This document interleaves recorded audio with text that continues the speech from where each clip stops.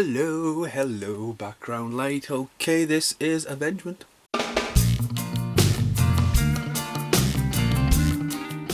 Ting. Right, okay, I'm doing this on a small camera, a little bit lightning. Look at this, high-tech production value, yes. I'm literally about to go for work. Realised I can now not see because I've got light in my eyes, but yes, I watched Avengement last night. Scott Adkins, Craig Fairbass and Nick Morgan's new film. He's out on bad behaviour.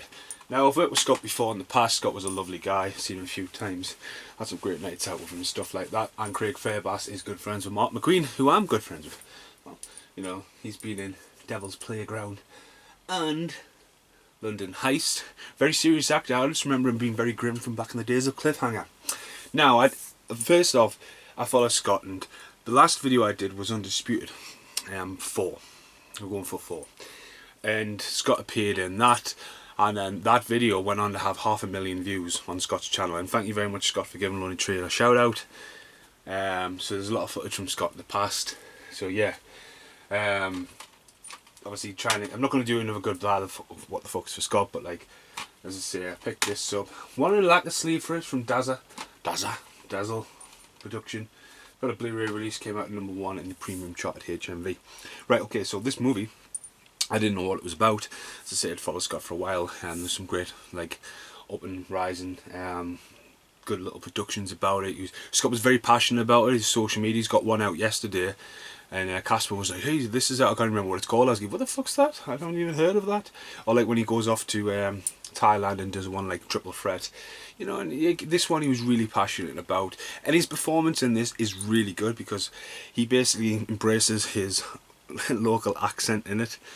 And I thought this was a prison movie, and I thought this was a wrongly accused, when he is wrongly accused, but I was expecting like some kind of like, God, I wasn't really sure what to expect with this, and I was absolutely stunned by this last night. So I didn't quite like the music. It sort of had a nice little tone, but then started to edge off a little bit. I hate red font as well, but it started going, and you know, you get the story.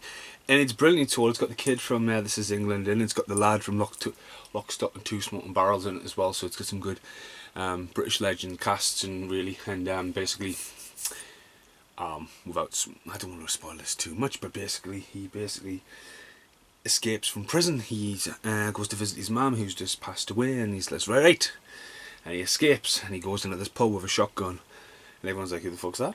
You know, and he's been in prison for 7 years, and he's pretty fucked up. He's got a napalm burn, he's got a slash there, he's had his entire teeth kicked in curb stomp American X style. But he went into prison, and he was a fallen fighter. It was a bit of an accident, a bit of a mistake of how he got caught. You know, he's doing a bit of a drug thing for his brother, and he goes in there and he just fights, and everyone's after him. And it bounces between him telling the story to everyone who, obviously he's got the shotgun, and everyone's just like, I need a piss, but he's just like piss in a bottle. He's just, it's got that real EastEnders vibe of Queen Vic or whatever it's called. Well, you know, he's just like, come on, you can't. And he's got these big fucking silver gnashes going down there as well. And he really, I mean, it would be hard to talk to. I have no idea how Jim Carrey talked when he did The Mask with them gnashes in it. So anyway, I know that from experience of trying to wear a denture, you know, and you got this little denture and you try and talk, and that didn't work. So yeah, this film is fucking uber violent. The fighting in a prison, if anyone's like likes that kind of stuff, it's brilliantly fighting. It was weird because his character is a boxer, so you're not going to get your Van Damme fucking flying Scott Adkins super injected fucking flying kicks or flying knees, but you do get a few good kicks now and again, which is pretty good. But normally it's just a fist. And everyone's in it. It's brutal. It's really well done. The sound effects are really good. And the fighting, the blood, excess of blood's pretty grim and brutal. There's some bits where it really goes, ooh. I mean, there's a jar of pickles. You go, ooh. You know, there's a guy hitting his head off the fucking wall. Ooh. There's a guy getting punched in the face. And like, ooh. The guy gets kicked in the face. You're like, ooh. And then there's a bit where, like, I've got a video coming out called Assassin. And there's a bit where he has a fight in the nightclub. And I was like, that totally looks like Assassin. I just love the colour.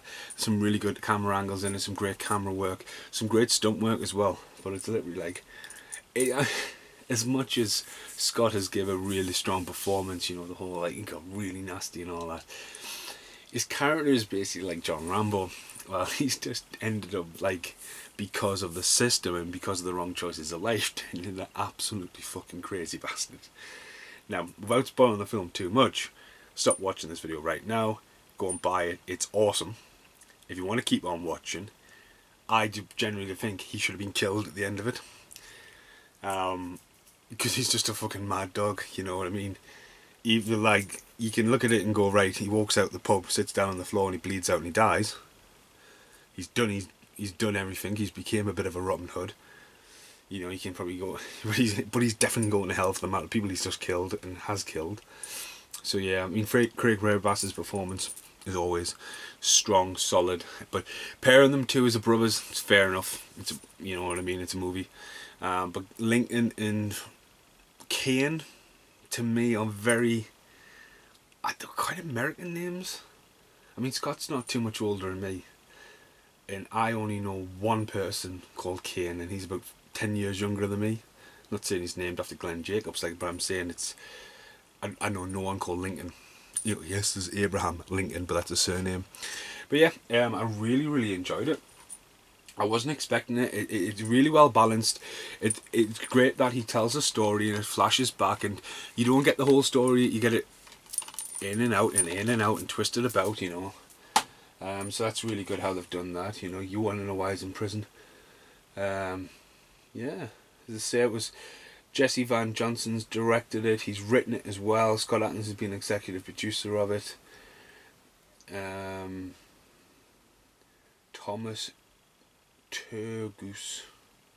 See, he's got his name above Nick Morgan, but Nick Morgan's on the front. I'm sure Nick Morgan's the one from Lock, Stock and Two Smoking Barrels who gets beheaded brilliantly. But yeah, it's got some really funny bits in it as well. But I'll see you in the outtakes. You can't. I just remember it popped up on Instagram, and I put the bit where Scott walks in his hands and flips on his front, which fucking freak of nature. And it was cool that you would have watched the review and then, you know, screen grabbed, then put him on his website. But it's awesome to give him Lonely Tree a shout out, you know, old school. I just actually framed this the other day. I found another one of my call sheets for the tournament. This one was the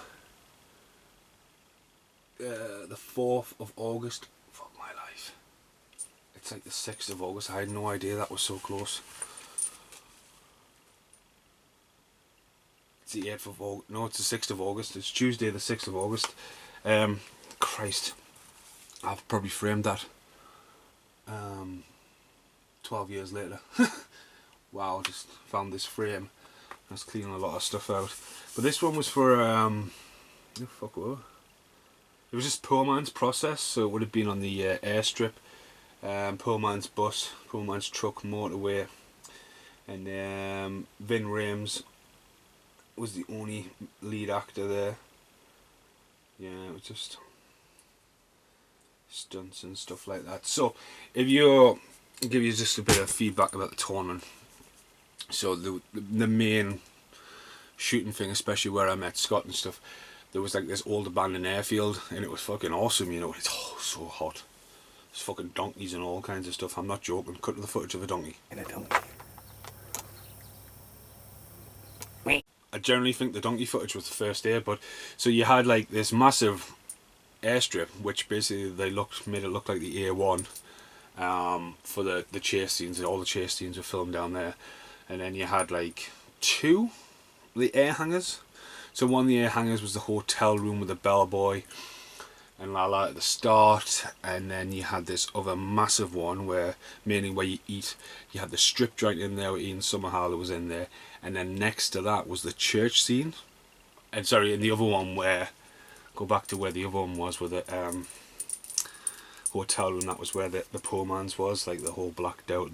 You could put the fucking bus in there, you could put the truck in there, you could give it a shaking about with the fucking lights going. You know, you do that. And the church scene was right next to the strip joint. So there was some footage, I'm sure it was in the Undisputed 4 video if you watched that. It's why at no point in the movie does Sebastian meet Scott. But then Sebastian obviously walks off one set and to the other set while Scott and Kimmy and JJ were all practicing. But it was great. I mean, the whole church scene, it was a great choreography fight. There was a lot of stuff not used. I don't even like. I tell you what I will put in here, which was in like obviously my footage. Like there's a bit of the scene where they had the bar fight at the end in the Avengement, and they're fucking going into the walls and kind of stuff.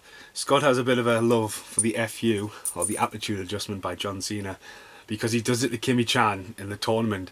And from what I remember, even though I've seen the tournament a good few times, I don't think it's in the movie. So, but put that in.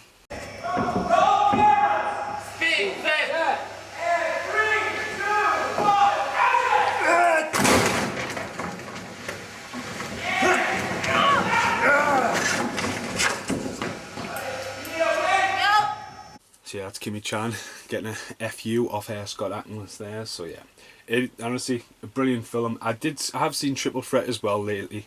I haven't picked that up. I actually watched that at work. I was meant to pick it up, but I forgot to buy it. But that's a really good film as well. Scott plays a baddie, reunited with Michael Jar White. It's got loads of fighting action. It's a little bit weak in places, sorry, but it is. I will buy it for my collection, but in the meantime, that is an awesome movie. Violent as fuck. Thanks for watching. Like, share and subscribe to the channel. I'm gonna finish my coffee and go to work and cry. Goodbye. And now the end is here.